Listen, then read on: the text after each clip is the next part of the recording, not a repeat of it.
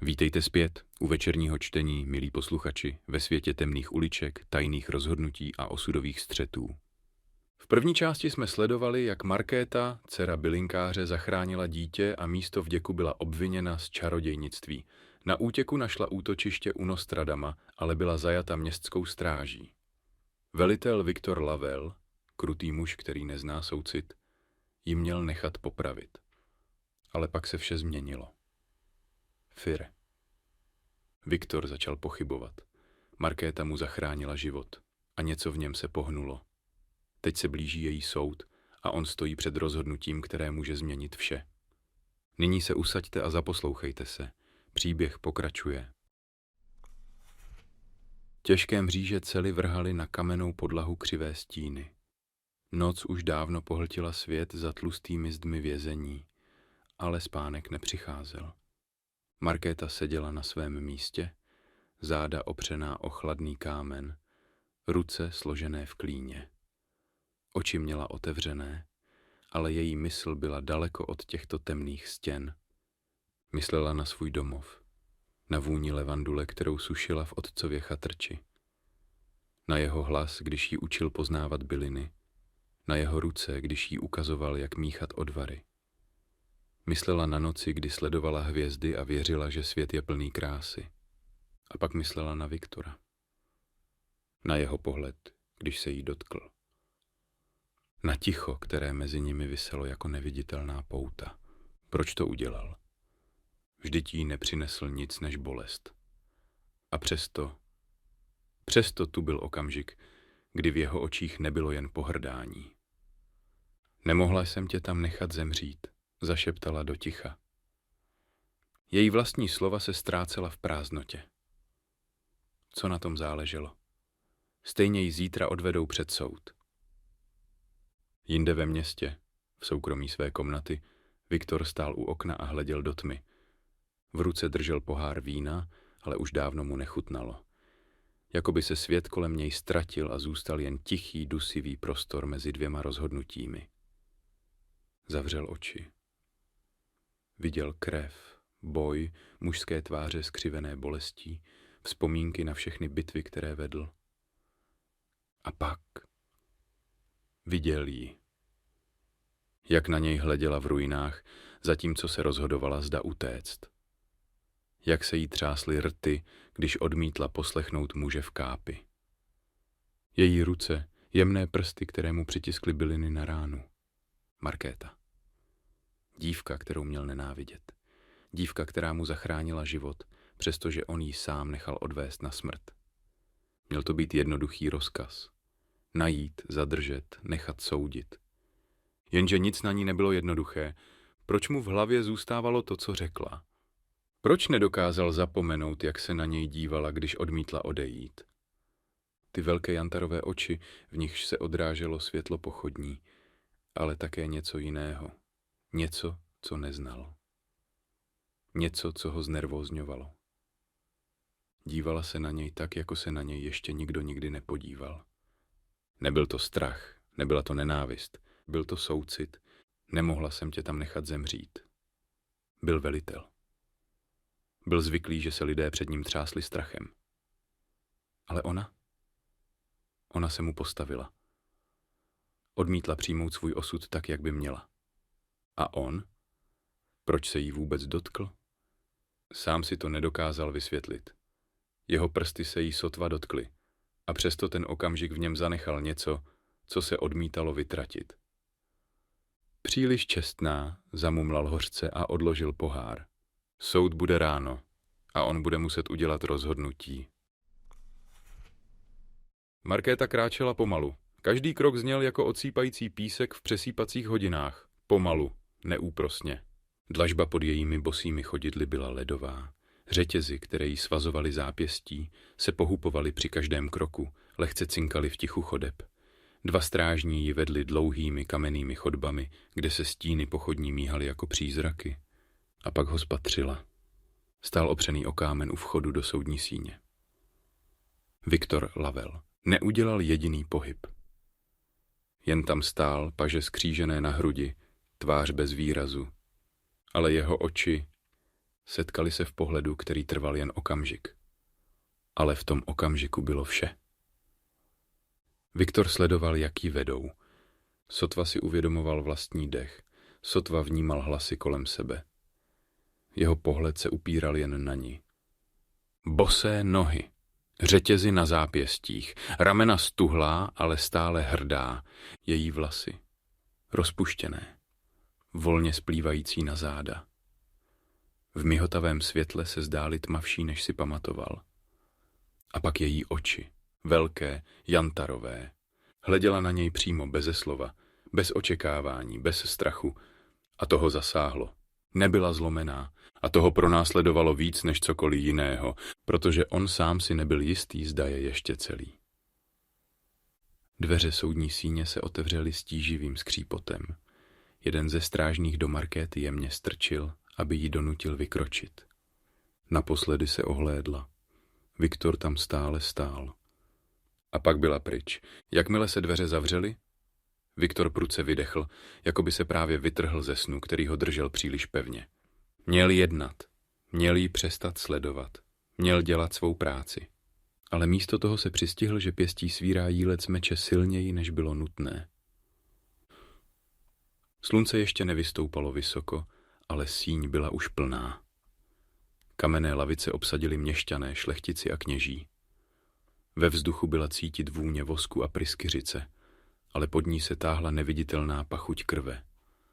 Pachuť nevyhnutelného konce, který se blížil s každým slovem soudce.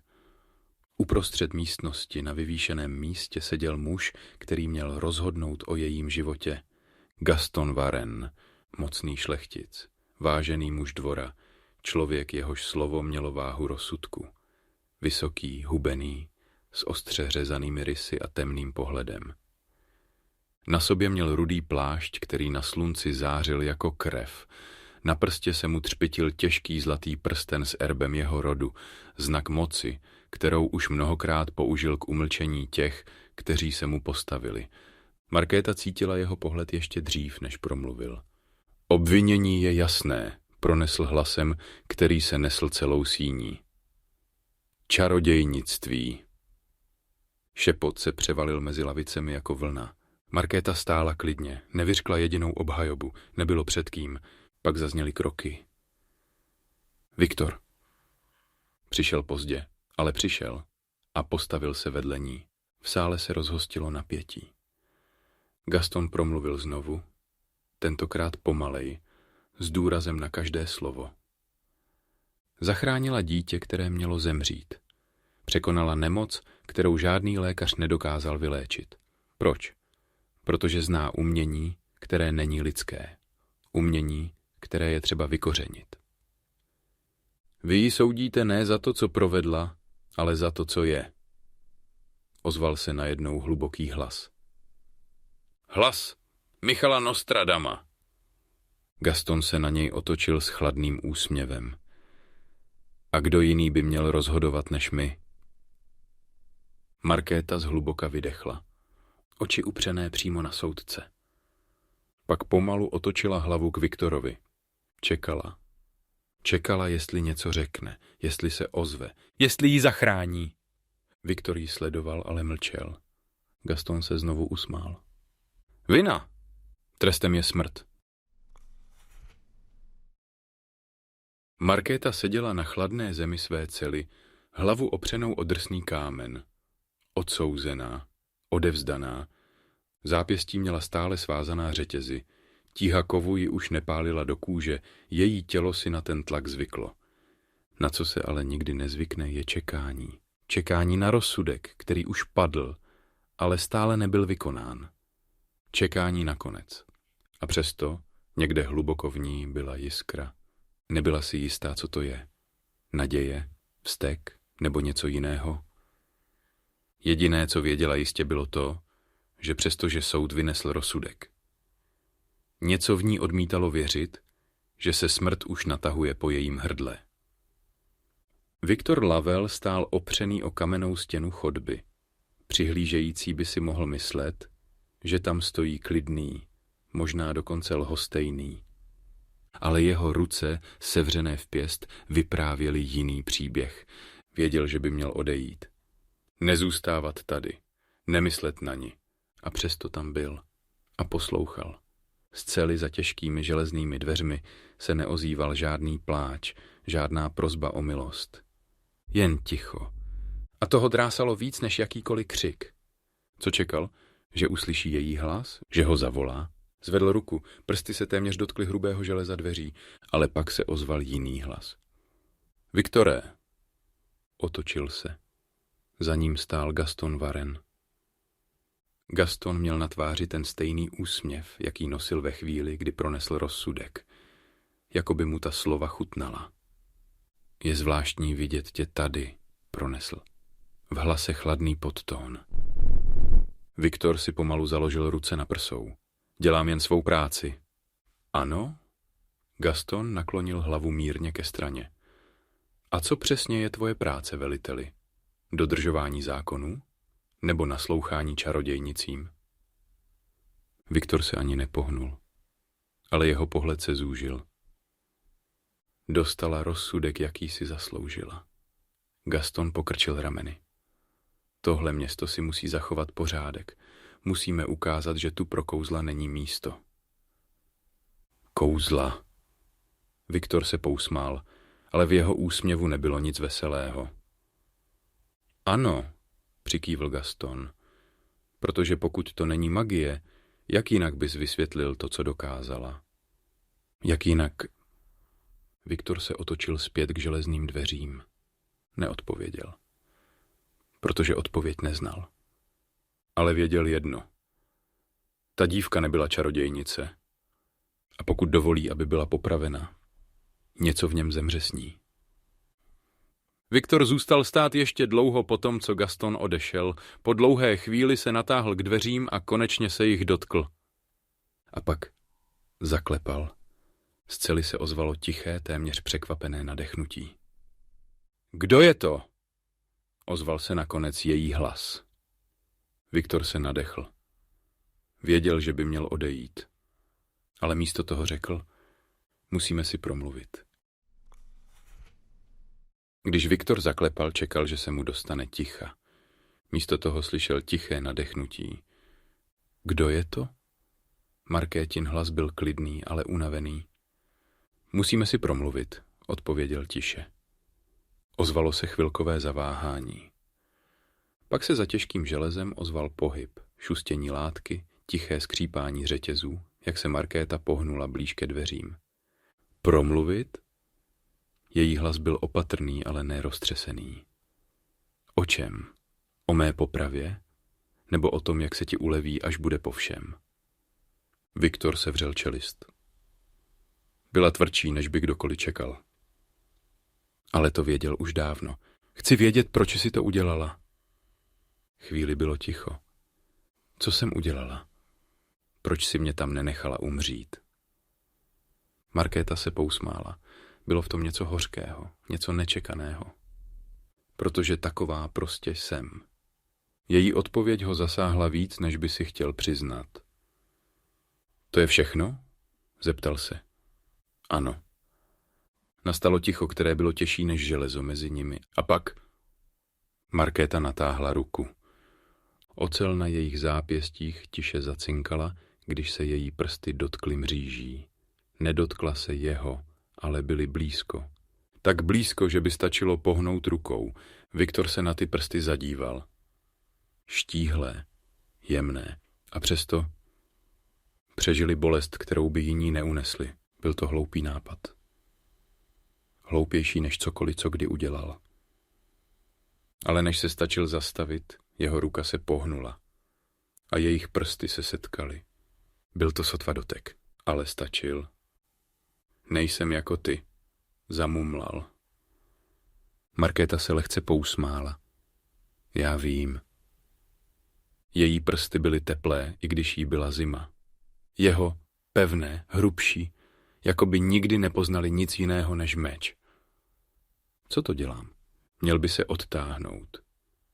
Měl by vstát, odejít, nechat jí osudu. Ale v tu chvíli, v tom tichém prostoru mezi jejich rukama, bylo něco, co ho nutilo zůstat. touha. Dveře na konci chodby se prudce otevřely. Viktor se okamžitě odtáhl. Chlad, který po doteku zbyl, byl téměř bolestný. Dovnitř vešel strážný. Pane, pan Varen vás žádá o přítomnost. Okamžitě. Viktor přikývl. Jeho výraz byl znovu kamenný, ale když odcházel, cítil její pohled na svých zádech. Když dorazil ke Gastonovi Varenovi, věděl, co ho čeká. Šlechtic stál u stolu, prsty lehce bubnoval po povrchu. Zdá se, že soudní den byl dlouhý, poznamenal s úsměvem, který neměl nic společného se smíchem. Viktor neodpověděl. Jen čekal. Zítra bude vykonána poprava. Doufám, že jsi připraven dohlédnout na to, aby vše proběhlo hladce. Viktor se na něj podíval. A pak řekl poprvé něco, co sám nečekal. Neudělala nic, za co by měla zemřít. Gaston přestal bubnovat prsty o stůl. Nastalo ticho. Co jsi právě řekl? Řekl jsem, zopakoval Viktor pomalu, že ta dívka není čarodějnice. Gaston se pousmál. Opravdu? A na čem zakládáš svůj rozsudek, veliteli? Na tom, že vím, co je pravda a co lež. Gaston se pomalu nadechl. Jeho pohled potemněl. Dám ti ještě jednu šanci. Jeho hlas byl téměř přátelský. Pomalu se k němu naklonil. Jeho dech byl chladný jako ostrá čepel. Buď víš, kde je tvé místo a budeš dělat, co se od tebe očekává. Odmlčel se. Jeho pohled se do Viktora zabodl jako nůž. Nebo tě postavím na šibenici vedle ní. Viktor vyšel z místnosti rychle, ale neutíkal. Musel se dostat zpět k Markétě. Ne proto, aby ji odvedl na popravu. Ne proto, aby se s ní rozloučil. Ne proto, aby se omluvil, ale proto, aby ji dostal pryč. Stůj, co stůj. Markéta seděla na kamenné podlaze, zády opřená o chladnou zeď. Temnota cely byla neprostupná, ale ona už dávno pochopila, že skutečná tma se nachází v lidských srdcích. Dýchala pomalu. Klidně. Odevzdanost jí nepřinášela pokoj, ale ani ji nepohlcovala panika. Pak se ozval zvuk. Tiché zaklepání. Otevřela oči. Tentokrát to nebyl strážný. Srdce se jí na okamžik zastavilo. A pak se rozeběhlo rychleji. Markéto! Hlas za mřížemi byl nízký, ale pevný. Viktor. Vstávej, zaznělo tiše. Markéta se nehnula. Přišel se podívat, jak vypadá čarodějnice před popravou?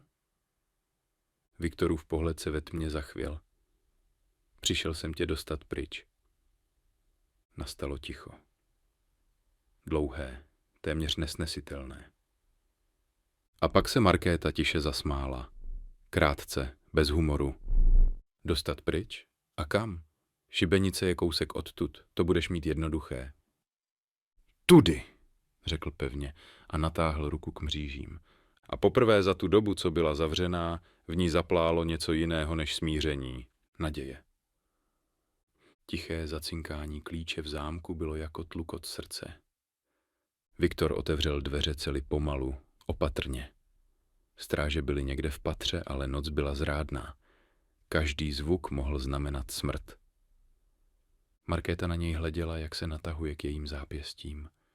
Cítila teplo jeho dlaní, když jí uvolňoval pouta. Bolí to? Zamumlal, aniž by se na ní podíval. Už necítím nic, odpověděla prostě. Když jí sundal poslední okovy, zápěstí měla odřená a rudá, ale byla volná. Poprvé za dlouhé hodiny se mohla pohnout, aniž by jí něco drželo. Ale když se podívala na něj, měla pocit, že tentokrát je spoutaný on.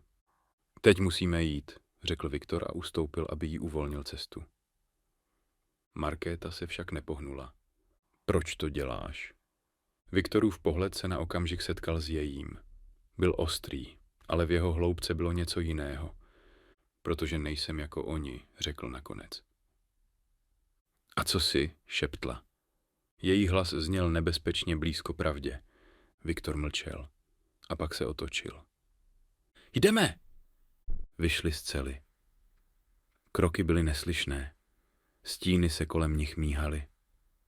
Strážní byli blízko, příliš blízko. Markéta cítila, jak jí Viktorův dech hřeje záda.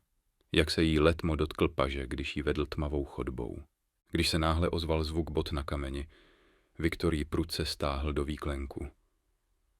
Byli tak blízko, že se jí hruď opřela o jeho. Jantarové oči se setkaly s šedýma.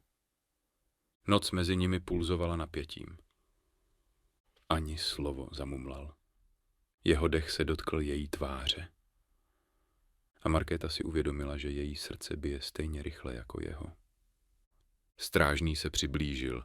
Krok. Další. Napětí bylo nesnesitelné. Viktorovi prsty lehce sevřely jílec meče.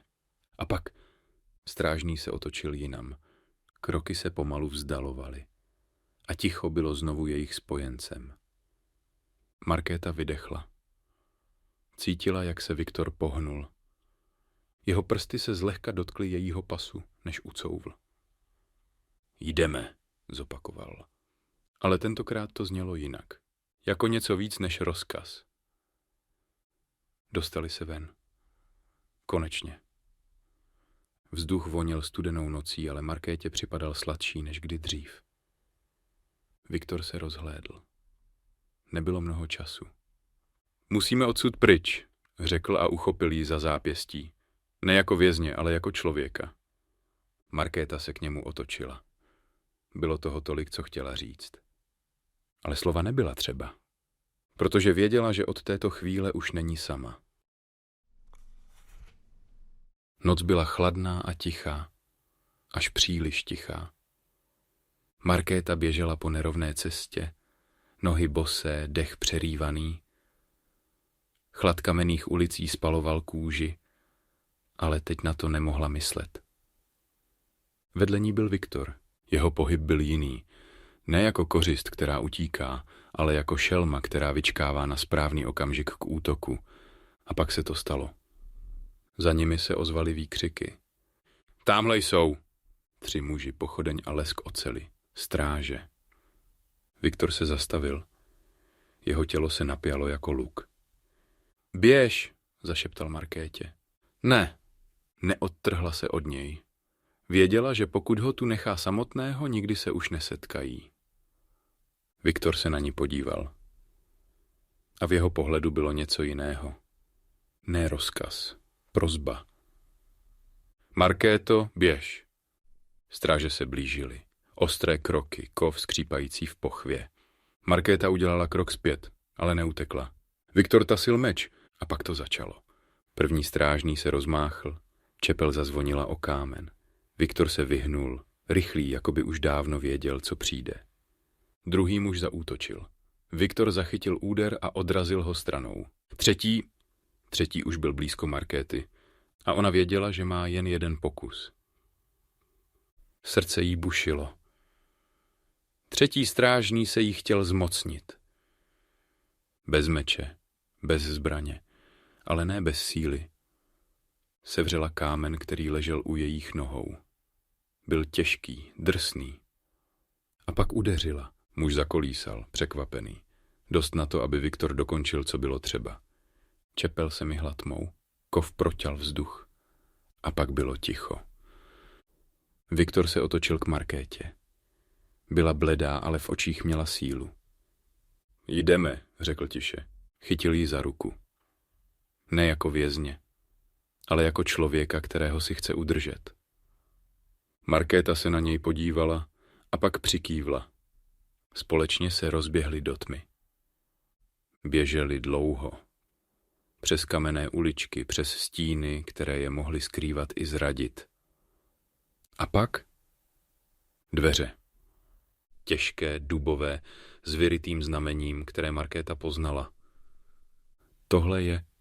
Dveře se otevřely. A tam stál Michal Nostradamus. Viktor tasil meč, ale Nostradamus zvedl ruku na znamení klidu. Dál už nemůžete běžet sami. Markéta se k Nostradamovi obrátila s prosebným pohledem. Můžeš nám pomoct? Nostradamus se podíval na Viktora. Dlouho, hluboko. Jestli chceš tu dívku zachránit, pronesl nakonec, pak musíš být ochoten udělat to, co jsi dosud odmítal. Viktor sevřel čelist. A co to je? Nostradamus se usmál. Musíš přestat být vojákem. Ticho v místnosti bylo téměř hmatatelné. Michal Nostradamus přešel ke stolu, kde hořela jediná svíce a slabě osvětlovala místnost. Stěny byly pokryté knihami, svitky a alchymistickými nástroji. Viktor stál u dveří. Meč měl stále v ruce. Markéta stála mezi nimi, unavená, ale pevná. Musíš přestat být vojákem, zopakoval Nostradamus klidně. Viktor se na něj podíval. A co mám být místo toho? Muž, který se rozhoduje sám za sebe, odvětil Nostradamus. Ne nástroj v rukou druhých. Viktor se zamračil. Jeho prsty sevřely jílec meče pevněji. Oni ji budou hledat, nikdy ji nenechají být. Pak je na čase, aby ten, kdo je vede, okusil tíhu vlastních rozhodnutí, řekl Nostradamus pomalu. Markéta si vyměnila pohled s Viktorem. Chápala, co se mu honí hlavou. Gaston Varenne. Pokud bude žít, bude je pronásledovat až do konce jejich dní. A Viktor to věděl. Musel udělat volbu a tak konečně sklonil meč. Kde ho najdu? Gaston Varenne seděl ve své pracovně. Oheň v krbu praskal, osvětloval drahé koberce, zlaté ozdoby na stěnách. Stále je nemáme? Jeho hlas byl tichý, ale v podtónu se skrývala ledová zloba. Strážný před ním se sotva odvážil zvednout oči. Zmizeli, pane, jako by se vypařili. Gaston se pousmál, ale v jeho očích nebylo nic přívětivého. On přijde, pronesl tiše. A skutečně. O chvíli později se dveře otevřely. A Viktor stál ve stínech. Přišel si mě zabít? Pronesl Gaston klidně a opřel se o vysoké křeslo.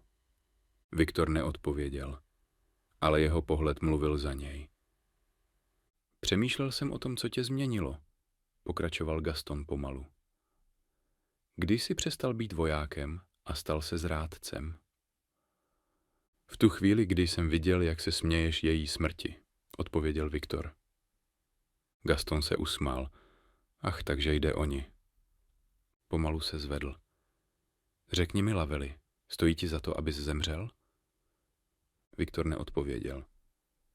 Místo toho tasil meč. A pak se Gaston zasmál. Tichý, pobavený smích. Tak pojď, vojáku. Gaston nebyl jen soudce. Byl válečník, rychlý, precizní, smrtící. Když jejich čepele skřížily, místnost se naplnila zvukem kovu o kov. Záblesky ohně odrážely chladnou ocel. Gaston zaútočil, Viktor odrazil. Jeden krok stranou, druhý úder. Vzduch kolem nich pulzoval napětím. Ale pak Gastonova čepel minula o milimetru. A Viktor toho využil. Ostrý pohyb, meč projel vzduchem. A pak se Gaston zřítil na kolena. Byl odzbrojen. Jeho dech byl zrychlený, na tváři výraz vzteku. Viktor zvedl čepel. Stačilo by jediné máchnutí. A pak jí spatřil. Markéta stála nedaleko, jantarové oči upřené přímo na něj. Říkali mu něco, co nechtěl slyšet. Ne, nech ho jít, nezabíjej ho. Viktorův dech byl zrychlený, srdce mu prudce bušilo v hrudi. Všechno v něm křičelo, aby dokončil, co začal. Ale pak si uvědomil, že by to nebyl on, kdo by tím zvítězil, byl by to Gaston. Pokud ho zabije, nikdy se nestane jiným člověkem. Viktor se pomalu nadechl. Snížil meč. A pak tiše řekl, doufám, že se už nikdy nepotkáme, Varenne. Gaston se na něj podíval, v očích vztek i překvapení, ale neřekl nic. Byl poražen. A to bylo víc, než by kdy snesl. Viktor se otočil. A tam byla ona. Jantarové oči zářily v tlumeném světle. Neřekla nic. Nepotřebovala. Udělala něco jiného. Pomalu k němu přistoupila. Její kroky byly tiché, lehké, jako by se bála, že ten okamžik zmizí, pokud se pohne příliš rychle. Viktor ji sledoval, ale tentokrát to nebyl pohled vojáka, který vyhodnocuje situaci. Byl to pohled muže, který si poprvé v životě dovolil přestat bojovat. Cítil ji dřív, než se ho dotkla. Teplo jejího těla, vůni jejích vlasů, jemný závan dechu, který se mísil s jeho. A pak její ruka. Pomalu ji zvedla a přiložila mu na hruď. Prsty se dotkly látky jeho kabátce, ale jakoby cítila i tlukot srdce pod ním. Byl rychlý, ne snad strachem, ale něčím jiným. Její dlaň klouzala výš, až se konečky prstů dotkly jeho krku a pak jeho vlasů. Viktor stuhl, necítil nic jiného než ten dotek. Dýchala pomalu, klidně, ale její oči zářily v matném světle jako jantarové plameny. Její prsty se propletly s jeho vlasy a v tu chvíli přestal přemýšlet. Přestal pochybovat. Její rty se přiblížily k jeho a on se konečně pohnul. Nechal ji, aby ho zlomila. Nechal ji, aby se jejich rty setkaly. Polibek byl pomalý, hluboký. Nebyl to hladový útok, nebyl to příval vášně bez kontroly. Byl to souboj mezi něhou a touhou. Její rty byly měkké, teplé. Voněly po bylinkách a něčem, co si nemohl pojmenovat, ale co se mu vrylo do krve. Viktor ji objal. Ruce přitiskl k jejím bedrům. Byl to on, kdo teď zadržel dech. Když se po chvíli odtáhla, její pohled byl jiný. Musíme jít, zašeptala. Viktor zavřel oči. Její chuť mu stále zůstala na rtech. Pak přikývl, chytil ji za ruku a spolu odešli do noci. A tak skončil příběh o lásce, proměně a vykoupení. Markéta a Viktor prošli zkouškami, které je změnily, poznali bolest zrady, sílu odpuštění i váhu vlastních rozhodnutí. On, muž, který se naučil cítit. Ona, žena, která nikdy nestratila svou víru v dobro. Opustili město, které je kdysi chtělo zničit, a vydali se vstříc novému životu. Ne vězně a velitele, ale dvou lidí, kteří se našli v čase plném nejistoty. Ale příběhy nikdy nekončí úplně. Každá cesta pokračuje, i když ji už nesledujeme. Možná se někde v dálce ozývá dusot koňských kopyt.